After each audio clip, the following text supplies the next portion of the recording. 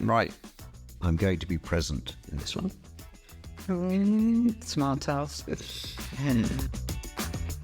Welcome to Big Questions, Short Answers. I'm Sian. And I'm Andy, Sian's husband, asking the big life questions. And possibly adding a little bit of unsolicited advice. This podcast is brought to you by Sian's value-based online course. Visit sianjacquet.com to find out more. Okay, in the last conversation we had, we were talking about being present in a relationship, but actually being present in a relationship, what we can talk about is actually all relationships, really, like from a business perspective and from a management perspective as well, or just from even if you're managing up in terms of those conversations you need to have with a manager, or indeed you are the manager and you're having conversations with your staff. So we talked about trying to frame those conversations as well, or would like to talk about trying to frame those conversations as well. Because I think, especially today, when there's like, people don't have time, and also people are very... Well, you do actually have time, but people layer that thought. I don't have time, I'm in a rush, I don't have time, I'm in a bad rush. So again, if you're talking about being present, you have to deal with your headspace before you open your gob. I know there are times when I do this, I've got 36 things going on in my head, and I will use a certain tone of voice to say, stop and listen to me. I'll say what I've got to say, and then I'm out. I'm present in the moment, but probably not as present as I should be. Right. Because we're time poor. But in the workplace, certainly if you're managing any human being in any way, shape or form, or providing service for that matter, if you are able to take that split second to actually tell yourself, I am going to listen. And I think the trick is that it's the next bit that you say in your head, I am going to listen because I am going to learn something that is going to move this boat forward. Right. Yes, whatever the situation is. Right.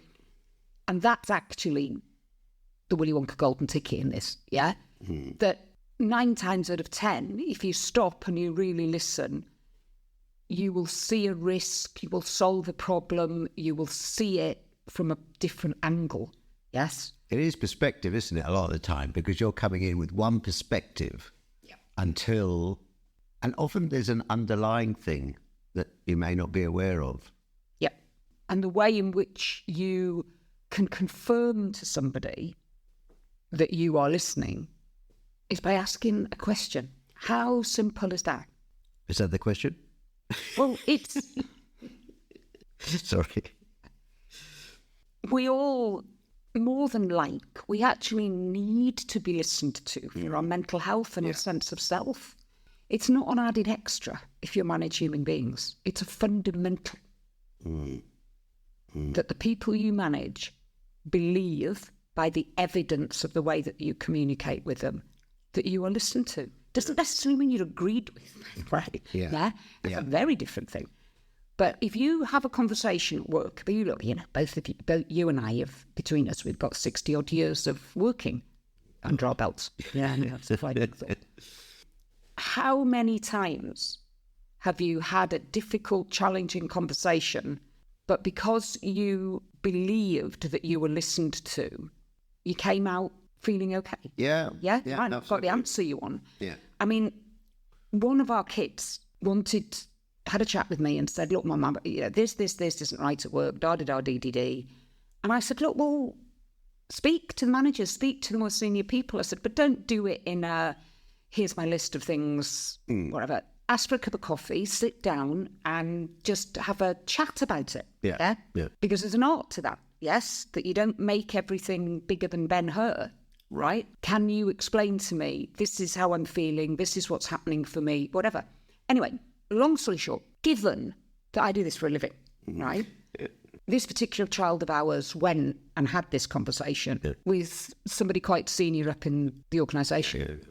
Who sat there, who clearly didn't listen, who talked over, who belittled everything that was being said, then had the gall, that's the word I want to use today, gall, to say, leave it with me, I'll sort it all right, and I'll be back with you within the next few days after I've got a plan.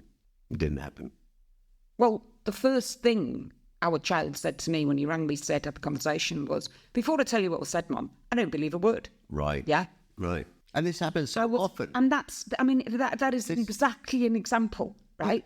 It happens so many places, Yep. up and down, every country, every organisation. And I'll turn that even further, right? I mean, as you know, predominantly I'm working with senior leaders. Not always, right? But I'm working with senior leaders. And that's really the fundamental that differentiates them. The ones that will sit down and talk to you and listen to you, not take on all your problems and solve your word for you. That's not humanly possible. But the ones that listen without a shadow of a doubt have a highly functioning, much more commercially worth human beings around them who lean in and make shit happen at work. Yeah. You know, I can't overstate it enough. But literally, whoever you're leading, whatever you're doing, if you sit there and truly listen and they feel and believe that you have listened, that's how you get people to put a ladle of extra that they haven't paid for, that they want to lean in, that they feel listened to. Yeah? Because these 20, 30-year-olds, they're not going to stick around, are they? If they don't feel that they're being listened. Well, look, I'm reluctant to be dragged down that rabbit hole, you know, these 30-year-old.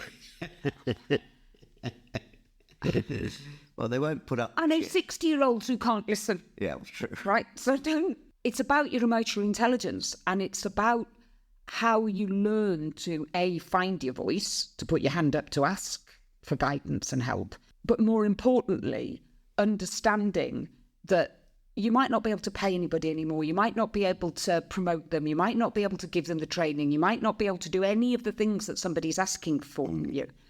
But if they felt listened to and they feel that their concerns there was an integrity in the way in which you held that conversation, then you create a culture. Yeah. Listening is a culture. You know, when people say work cultures, right? I mean, it's lovely if you've got all the extra stuff. Yeah. But fundamentally, Just that a idea. healthy working culture is being listened to. Well, I'm listening. Oh, you are. So I think, because we started off talking about this, about being present, and it's come down to basically that idea of listening and honing in on something. And it doesn't have to be overbearing or anything of that nature. It's just a case of as if you feel like you're in the same space. You're going to laugh at that, right? But I have, on occasion, probably more than once, thinking it now probably into double digits, there have been times over the last 30 years I have said to people, whether they were 5 years old or 75 years old, I have literally said, to help you stop the spinning in your head and to actually listen to what's going on, yes? Think of literally you are giving somebody a present before you open your mouth. I am giving you a present, and the present I'm giving you is that I am opening my ears to listen to you. Yeah? It's just another... because we all learn in different ways. There's different things that resonate, yeah? But when you stop and you think for a moment, I'm going to give this person a present. I am going to give them my presence. I am going to stop. The whole world is going to stop and I am going to be there and listen. excellent. Oh, thanks. Also, Well, I hope that's going to be very useful to everyone out there, because I think that... Again, let me tell you that there isn't a switch. There isn't, it's not, you know... Well, there isn't a listening switch. No. Okay. It is, you have to learn how to do it, and you do it bit by bit by bit. So what I would say is start with having a conversation and listening, and actually identify that you are listening. And then be reflecting aware. back what the other person is. It's the awareness. They call it in coaching, psychology, I believe, but they certainly call it in coaching. It is below the line listening. You're not listening just to the da-da-da-da-da-da. You are truly present in the way that you're listening. Because in my world, it's as much what people don't say as they do say. Right. And I have to hear that. Another side of it, though, where you have but I have to hear that. That's my job, to listen there. I have to listen at a level that I can hear what's not being said, and that my job is to make somebody feel safe in that moment. And I don't know anything that's more profound than somebody truly believing that you are listening to them. Thank you very much. Join us next time on Big Questions, Short Answers with Sean Jacquet and me, Andy. If you have any questions you want to ask, please send them via the website seanjacquet.com. If you enjoyed this podcast, please subscribe and share it with everyone you know.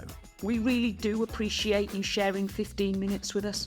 And if you want to do a bit more learning, go on to Sean's website, seanjacquet.com. There's a course on values to create the life you truly love. I did it, and it really does do what it says on the can. See you next time.